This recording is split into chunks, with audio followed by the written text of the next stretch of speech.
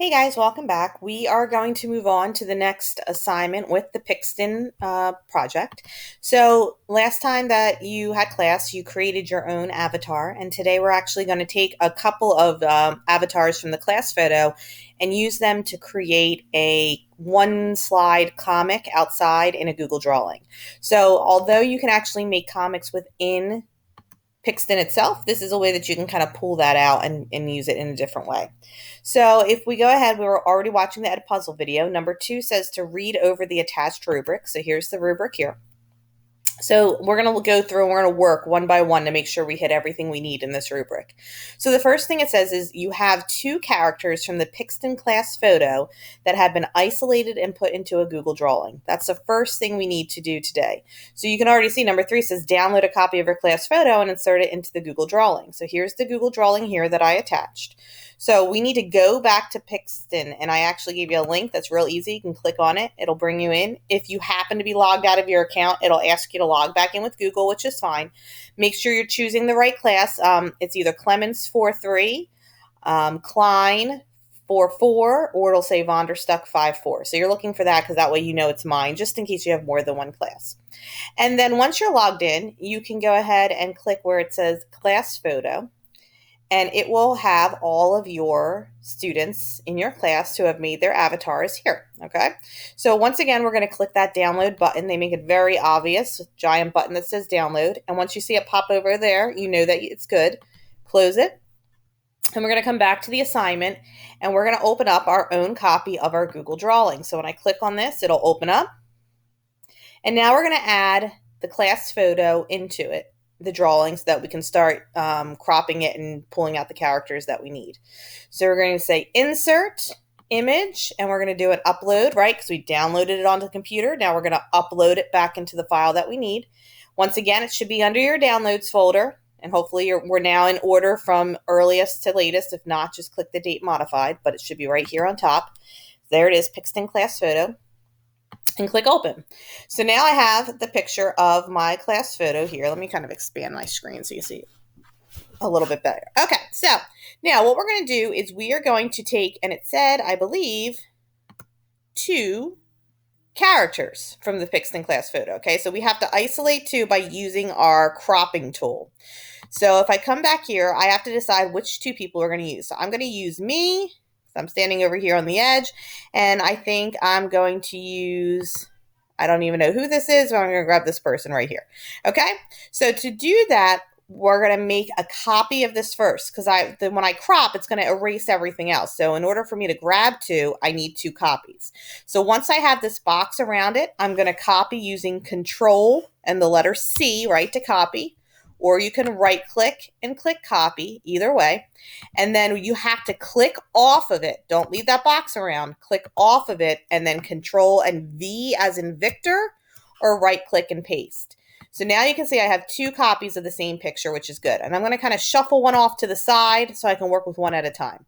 So I'm going to take this one first, and I'm going to crop myself out. So here is the crop image. And you can see once I click that on, it puts this border around again. And now I can shrink up to cut out all the stuff that I don't want so that it's just kind of me left behind. Now, it's not going to be the neatest cut. I know that. This is just kind of a real quick way of doing it. And, maybe later on, I know in 8th grade, 7th and 8th grade, you talk a little bit about using like a background burner to make it a little bit nicer. But for now, we're just going to do a rectangle cut. Once you have it the way that you like it, you can just click enter. It'll erase everything outside of that. And then I can move myself off to the side. So there's my first person. Now I'm going to pull my other picture in, and I'm going to isolate this person right here. I'm going to say crop. And once again, I'm going to drag the box so that I'm just leaving what I actually want, which will be like, whoops. Control Z, undo. I grabbed the wrong thing. Make sure you're grabbing the black line, not the actual picture size itself. So we're always working with just these like black lines here.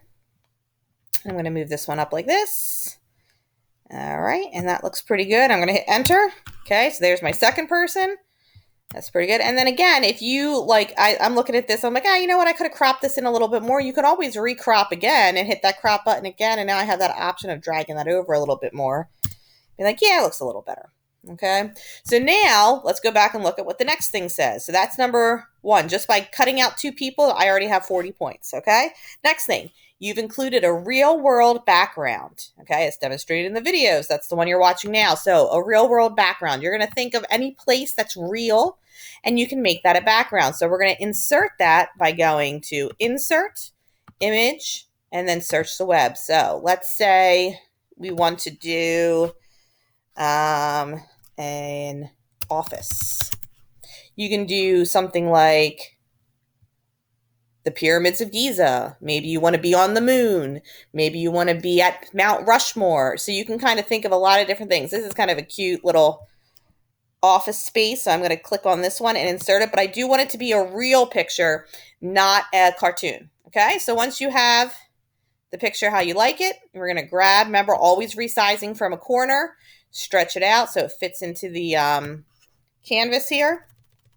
Going to walk it around with my arrows until it's where I want it to be. All right, like that. Perfect. Now, notice, once I did that, I can't see my people anymore. So we're going to actually change the layers of this. Think of all of these pictures as individual stickers. So they're layered on top of each other. So we want to drop this picture to the back. So we do that by right-clicking. So again, that's two fingers at the same exact time. So it's one click, but two fingers at the same time. Come down to where it says order and go to send to back. We're going to send this to the back, and now you can see this is popping up here. And now I can kind of move my pictures where I want them to be. So maybe she's actually sitting at the desk right here, and maybe I have to shrink her down so she looks a little bit smaller, so it makes sense for her sitting at that seat, okay, because she's a kid. And then actually I'm going to go back to my crop because I've decided now I'm going to pull my feet away and maybe just use my half like that. And maybe I'm sitting at the other desk chair. So let's shrink myself down like this. So I look like a normal sized person and not like a monster. Okay. And we're sitting at the desk and we're having a chat. Look at that. I think I need to be a little bit bigger. Okay, cool. So now I have my real world background and I have my two individual characters. Okay, so those are these two. Next, you have at least two speech bubbles to tell the story of the comic. So, speech bubbles. We're coming over to where it says shapes. Click on a shape. Come to where it says call out. See how it looks like a comic? And then you have these options here. So let's say I'm going with this one. You click and drag to make it. And you can always resize this later on. So I have my little speech bubble here. And I think I'm going to need to make that bigger. Boop, like that. Say, I'm exhausted.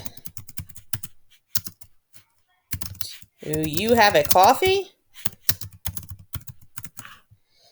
And then you can change, stretch, however you want this to look. Move this around. You can change the size of your text. You can do all the stuff that we normally do with stuff. I'm going to make this a little bit bigger this way. And then see this little yellow dot? You can grab this yellow dot and that actually stretches out that point to show who's talking. So I'm going to leave that like that. And then I'm going to add a second speech bubble in. So always click off before you insert something new. So I'm going to do another call out, another one of these. This is going to be me. And I'm going to say, hi, exhausted. I'm Lisa. I'm so funny. Isn't that a funny joke? All right. So there is my speech bubble for my silly, ridiculous joke. I'm going to grab my yellow dot to make my point stretch out a little bit more. All right. And there's my two speech bubbles. So there's that part. At least two speech bubbles. Next, you have to give the comic a title using word art. Now, we should remember word art from when we did our pocketful of poems. So we're going to, again, click off of everything. We're coming up to insert, and we're coming to where it says word art. And we're going to call this dad joke because that seems like a pretty bad dad joke. There it is. I'm going to bring this to the top of the screen. Okay, just like we did in Pocketful of Poems, we're going to pick a font that we like. Nah, I don't like that one. Let's do that. We're going to change it to a color that we like, so maybe something along those lines. I'm going to make my border a little bit thicker. I think maybe I'll make my border this kind of light blue color instead. So it's kind of like playing around with it till you like the way that it looks. Okay, there's my title for my comic. So now I have my background. I have my 2 people that I pulled out. I have my 2 speech bubbles, and I have my title. Okay, let's see, what else do we have to do for this project? Got my title. Okay, you have a border that you custom created using a shape and making it transparent. Okay, so let's go do that now. Again, I click off. I'm going to add another shape in. So let's pick a shape like, let's see. Let's do a shape like, let's just do a basic rectangle so that I can kind of go around this, just like this. Okay, so I'm going to drag my rectangle. Clearly, this isn't going to work because it kind of blocks everything out. So coming up to your paint bucket, you're going to make it transparent. So all we see is the border. I'm going to come around. I'm going to make my border thicker. Let's go even thicker. Let's go like a 16. All right, you can even make it dotted or dashed if you like, something a little bit different, kind of like that. You can change the color if you want to change the color. Let's stick with this kind of blue theme that I'm going on with, and then I can click off it. Okay, there's my border that I created. So now I have my 2 characters. I have my real world background. I have 2 speech bubbles. I have a title and I have a border. And the last thing says you have turned in the assignment appropriately and on time in Google Classroom. All right, so we have completed this. I'm happy with it. I'm going to go ahead and close it out. I'm going to come to my assignment and I'm going to click turn in because now my assignment's done. All right, that's all that you need to do today. Once you've created and shared your assignment, if you have any time remaining, you can go ahead to typing. Make sure you want to spend around 10 minutes a day typing. And then other than that, we are done for today. And we will do a little bit more with Pixton tomorrow. I hope you're enjoying this program. It's kind of fun and something different.